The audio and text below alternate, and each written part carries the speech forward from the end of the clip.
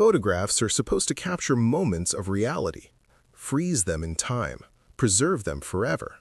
We trust that what we see through the lens is what we'll see in the image. But in a valley deep in Virginia's Appalachian Mountains, cameras capture more than reality. They capture what's hidden, what's watching, what's waiting to become real. They call it photograph hollow, though it doesn't appear on any map. And if you take pictures there, you'll discover that your camera sees things you don't. Figures in the background where no one was standing, faces in the trees, symbols carved into rocks. And with each photograph you take, these things move closer, from distant background to midground to standing right behind you, just out of your line of sight. Because in photograph hollow, taking photographs doesn't just capture reality, it creates it. The things in your images are using your camera to pull themselves into existence. And once you've photographed them enough times, they step out of the images and into the world. This is the story of Emma Santos, who thought she was documenting nature, but was actually giving form to something that had been waiting in the spaces between reality for someone to photograph it into being. Welcome to Photograph Hollow. The camera sees what you can't, and it's getting closer with every shot. Emma Santos had built a career photographing wildlife in remote locations, and the assignment to document Virginia's Appalachian biodiversity seemed straightforward enough. Her editor at Wilderness magazine wanted a photo essay on an unnamed valley that had recently been proposed for national park status. The valley was pristine, no development, minimal human impact, rich with flora and fauna that hadn't been comprehensively photographed before. Emma arrived at the valley on October 12th, hiking in with her full photography kit, 2 camera bodies, multiple lenses, tripod, and enough batteries and memory cards to last a week. The coordinates led her to a narrow valley with steep forested ridges and a small creek running through the center. Beautiful, isolated, perfect for her work. She set up base camp near the creek and spent the first afternoon scouting locations. The valley had a strange quality to it, too quiet perhaps, or the way the light fell through the trees seemed slightly wrong, creating shadows that didn't quite align with their sources. But the scenery was spectacular, and Emma quickly found dozens of compelling compositions. That evening, back at camp, Emma reviewed her day's photos on her laptop and immediately noticed something odd. In a shot of the creek at sunset, there was a figure standing in the background, just a silhouette, barely visible among the trees on the far bank. Emma was certain no one had been there when she took the photo. She'd been alone in the valley all day. She checked the timestamp, 4:47 p.m. Emma remembered taking that shot. She'd spent 10 minutes setting up the composition, adjusting her tripod, waiting for the light to be perfect. She would have noticed if someone was standing there. But the figure was clearly visible in the image, tall, thin, humanoid, but somehow wrong, the proportions slightly off, the posture too rigid, like a mannequin. Emma went through more photos. In a landscape shot taken at 3:15 p.m., she found another anomaly, what looked like a face in the bark of a large oak tree. Not pareidolia, not a trick of light and shadow, but an actual face with distinct features, eyes seeming to stare directly at the camera. And in a close-up shot of wildflowers taken at 2:30 p.m., Emma saw symbols carved into a rock in the background, strange symbols that definitely hadn't been visible when she'd composed the shot. "What the hell?" Emma muttered, zooming in on each anomaly. They were too clear, too detailed to be artifacts or glitches. Her camera was capturing things that weren't there. Or rather, and this thought made her uncomfortable, things that were there, but invisible to her naked eye. Emma decided to test this hypothesis the next morning. She set up her camera on a tripod, framed a specific composition, and took a photo. Then, without moving the camera, she examined the scene carefully with her eyes, noting every detail. Finally, she reviewed the photo. There, in the image, but absent from the scene she could see, was a shadowy figure standing about 30 feet behind where her tripod was positioned. close enough that Emma should have been able to see it, should have noticed its presence. But when she turned to look, there was nothing there. She took another photo of the same scene. The figure had moved. It was now 20 feet away, closer to the camera position, and there was something in its hand. Emma couldn't quite make out what, but the posture suggested it was holding or carrying something. Emma felt a chill. She was being watched by something she couldn't see, something that was only visible through her camera, and it was getting closer. She should have left then, packed up her gear and hiked out of the valley immediately, but professional curiosity overrode her fear. This was unprecedented, a phenomenon that could revolutionize understanding of perception, of what cameras captured versus what humans could see. She needed to document it, to understand it, to photograph it more. Emma spent the day taking hundreds of photos throughout the valley. In every single image, she found anomalies, figures in the background, faces watching from the trees, symbols carved into rocks and tree trunks, and the more photos she took, the clearer the pattern became. The figures were getting closer. In photos from the morning, they'd been distant, barely visible shapes at the edge of the frame. By afternoon, they were in the midground, distinct enough to see details. They were humanoid but wrong, too tall, too thin, with limbs that bent at unnatural angles. And their faces, when visible, were blank except for eyes that seemed to track the camera. By evening, when Emma reviewed her day's work, the figures in her most recent photos were close, very close, standing just behind her camera position, reaching toward where she must have been standing when she took the shot.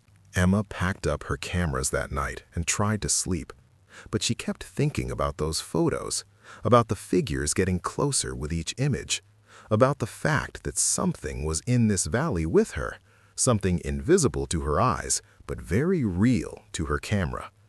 And it wanted to be photographed. At 2:17 a.m., Emma woke to a sound, not a natural sound, not wind or animals or rain. This sounded like breathing, close to her tent, heavy, labored breathing from something large. Emma grabbed her camera and, hands shaking, took a photo blindly through her tent wall. The flash illuminated the tent fabric for a fraction of a second. Then Emma checked the image. Her breath caught.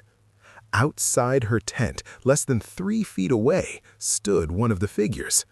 This close, she could see it clearly, too clearly. It was humanoid in the way a child's drawing of a person is humanoid. The basic shape was there, but the details were wrong. The skin was too smooth, featureless like clay. The eyes were too large and too dark. The mouth was a slash that opened too wide. And it wanted to be photographed. Emma didn't sleep the rest of that night. She sat with her camera, taking photos every few minutes, documenting the thing that circled her tent until dawn. And in each image, it was in a different position, circling, always circling, studying her, learning her patterns. When morning came, Emma checked all her photos from the night. The figure had been there for hours, sometimes standing still for long periods, sometimes moving in that jerky, unnatural way, always staying just close enough to be in frame when she photographed it. And in the last photo, taken at 5:47 a.m., just before sunrise, the figure was doing something new. It was holding up its hand to the camera, not reaching anymore, waving, as if it knew she was photographing it, as if it wanted her to. Emma packed her gear with shaking hands. She was leaving. This assignment wasn't worth whatever was happening here. But as she broke down her tent, she couldn't resist taking one more photo of the valley in the morning light, one last image for her collection. She reviewed the photo, and her heart nearly stopped. The valley was full of them, dozens of figures, all visible in the image, but invisible to her naked eye. They were standing throughout the valley, by the creek, in the trees, on the ridges, all at various distances, but all facing toward her camp, toward her. and in the foreground, less than 10 feet from where she'd taken the photo, stood 3 of the figures, close enough that if they were solid, she could reach out and touch them. But she couldn't see them. Even knowing they were there, even looking directly at where the image showed them standing, Emma saw nothing but empty forest. The camera saw them, but she couldn't. Emma ran. She grabbed her essential gear, memory cards, phone, and left everything else. She needed to get out of this valley, needed to get away from the things that her camera could see, but she couldn't. She made it maybe half a mile before she heard it. A sound like footsteps. Not trying to be quiet, not hiding, just walking, following. And the footsteps were coming from multiple directions, as if she was being herded. Emma stopped, raised her camera, and took a photo ahead on the trail. The figures were there, 5 of them, standing on the path, blocking her way. Too close now, close enough to reach out and touch her if they were solid. If they were solid. Emma slowly lowered her camera and looked at where the photo showed the figures standing. Nothing. Empty trail. But her camera had shown them there, and her camera hadn't lied yet.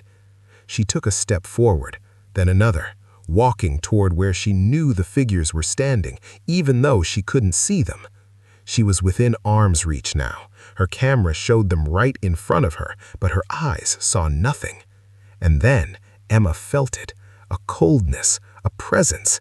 The air itself seemed thicker here, resistant, as if she was pushing through something invisible. She raised her camera and took a photo of herself holding it at arm's length. In the image, Emma could see herself, and she could see the figures. They were surrounding her, so close, reaching toward her, their 2 long fingers almost touching her arms, her shoulders, her face. Emma screamed and ran, crashing off the trail into the underbrush. Behind her, she heard that sound again. Breathing, but louder now. Multiple sources. The figures were following her, and they were getting more real with every photo she took. She burst into a small clearing and stopped, gasping for air. Her hands found her camera, and she took another photo without thinking. And in that moment, as the shutter clicked and the flash fired, Emma saw something that made her drop the camera in horror. The flash had illuminated the clearing for a fraction of a second, and in that instant of illumination, Emma had seen them, actually seen them with her own eyes. The figures, dozens of them throughout the clearing, visible for just that split second when the flash fired, then invisible again when the light faded. But Emma had seen them, and what she'd seen was enough to know that these things weren't ghosts or hallucinations. They were real. They were here. They were just existing at a frequency or in a spectrum that human eyes couldn't normally perceive. But cameras could, and the more Emma photographed them, the more solid they became. The more she brought them into focus, defined them with her lens, captured them in images, the more real they got. She was making them real.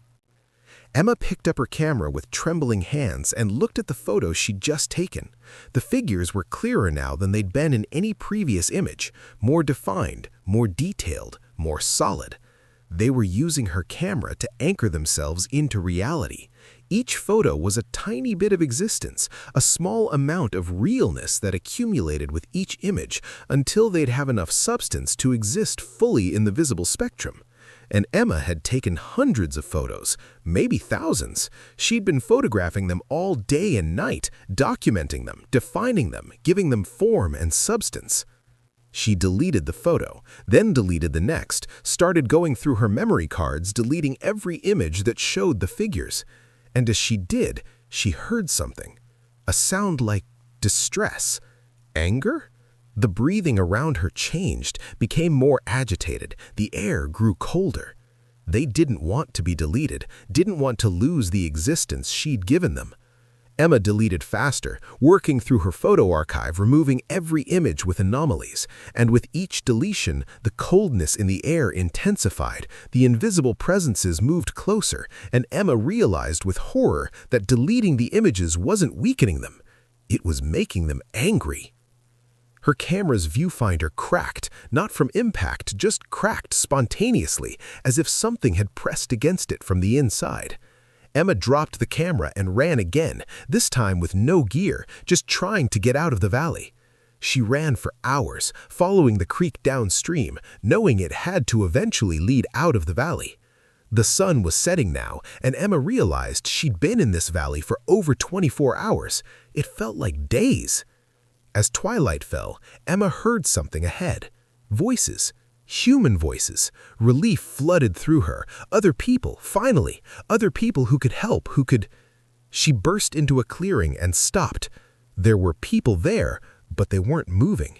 They were standing perfectly still throughout the clearing, facing random directions, their expressions blank. And they looked wrong, the same way the figures in her photos looked wrong. Too smooth, too featureless. Emma raised her phone, she'd left her main camera behind, and took a photo. In the image, she could see the truth. These weren't people. They were the figures, now solid enough to appear without a camera's help, but not solid enough to quite look human. They were in the uncanny valley, close to human but not quite right, triggering revulsion rather than recognition. And as Emma stared at her phone screen, she watched the figures turn, all of them, in unison, turning to face her. Emma ran one more time, but she knew there was nowhere to go. The figures were everywhere now, throughout the valley, getting more real with every passing hour, and she'd created them. Her photographs had given them form, her camera had defined them, her images had brought them into existence. She'd spent her career capturing reality, and in Photograph Hollow, she'd done exactly that, except the reality she'd captured was one that shouldn't exist, entities that existed in spaces human eyes couldn't see, and she'd pulled them into the visible world.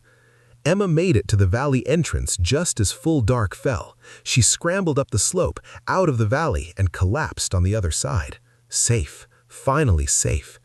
But when she looked back at the valley, she saw them, standing at the tree line, now solid enough to be visible even in the darkness, dozens of figures that hadn't existed in any meaningful way until Emma had photographed them into being. They watched her go, didn't pursue, just watched. And Emma understood they didn't need to follow her. They existed now. She'd made them real, and they'd spread from this valley eventually, now that they had substance and form. Emma destroyed all her equipment that night, smashed her cameras, burned her memory cards, deleted every backup. But it didn't matter. The images existed. The figures existed. She'd brought them into reality, and nothing she did could undo that. 3 months later, reports started coming from the area around Photograph Hollow. Hikers seeing strange figures in the woods, photographers finding anomalies in their images, humanoid shapes that weren't there when they took the photo. People feeling watched, pursued, stalked by something they couldn't quite see. The figures were spreading, becoming more real, more visible, more solid. And it was all because Emma Santos had photographed them, had defined them, had given them enough existence to pull themselves into the world. She lives in a city now, doesn't take photographs anymore, can't. Every time she looks through a viewfinder, she sees them, standing in crowds, walking through streets, getting more human-looking with each passing day. But still not quite right, still not quite real. Not yet. But they're getting there, and it's only a matter of time before they're indistinguishable from humans, before they're everywhere, before the things that exist in the spaces we can't see have pulled themselves fully into reality. And it all started with a photographer in a valley, capturing images of things that should have stayed unseen. Emma Santos doesn't leave her apartment much anymore. When she does, she avoids cameras, covers her face, takes routes without CCTV. Because she knows what cameras see, what they capture, what they make real. Every security camera, every phone, every photograph being taken in the world, they're all potentially capturing the figures, potentially giving them more definition, more existence, more reality. The figures from Photograph Hollow have spread beyond the valley. Emma sees them everywhere now, standing in the backgrounds of photos on social media, visible in crowd shots on the news, appearing in selfies and street photography. They're in the images, and with each photograph that captures them, they become more solid, more real, more present in our world. Some photographers have noticed, some have posted about the strange figures appearing in their shots. Most dismiss it as digital artifacts or glitches, but a very few, have done what Emma did, have started photographing the figures deliberately, trying to get better shots, clearer images, not realizing they're pulling things into existence, not understanding that photography in certain places doesn't just capture reality, it creates it. How many photographs are taken every day? Billions? Trillions? How many of those accidentally capture something that exists just outside human perception? And with each capture, each image, each definition and focus, how many of those things are being pulled into our reality? Emma doesn't know how long it'll take, but she knows it's happening. The figures are getting more real. Soon they'll be indistinguishable from humans. Soon they'll be everywhere, and no one will notice until it's too late. Because we trust photographs to show us reality. We don't expect them to create it. If this story has you looking at your photos differently, hit that subscribe button for more terrifying tales from the images that shouldn't exist. And remember, your camera sees more than you do. Always has. Every photograph captures not just what's in front of the lens, but potentially what's hidden just beyond normal perception. In most places, this doesn't matter. But in certain locations, in valleys where reality is thin, where things exist in the spaces between what we can see, your camera becomes a bridge, a tool for pulling the invisible into the visible, for making the unreal real. So be careful what you photograph. Be careful where you point your lens. And if you ever see figures in your photos that weren't there when you took the shot, stop taking pictures, delete the images, and get away from that place as fast as you can. Because the figures are watching through your camera, and they want to be real. And every photo you take brings them one step closer to existence.